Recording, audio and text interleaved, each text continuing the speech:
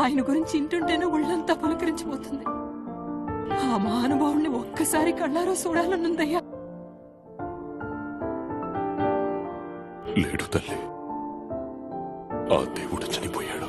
మానవ సంకల్పానికి తోడై నిలిచిందానై శత్రువు దగ్గర రాలేడన్నా, ఆయుధం తను ముట్టుకోవడానికే భయపడుతుందన్నా. తన నమ్మకమే తన ఆయుధమై పోరాడుతూ ఉంటే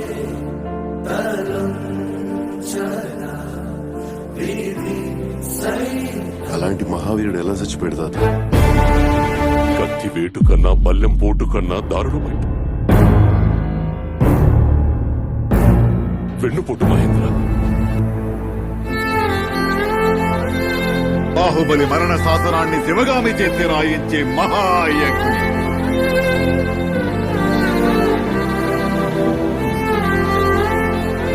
బాహుబలిని చంపే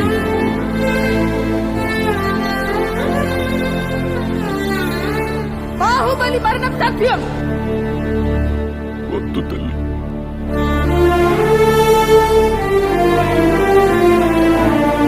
ఇదే నా మాట. నా మాటే శాసనం.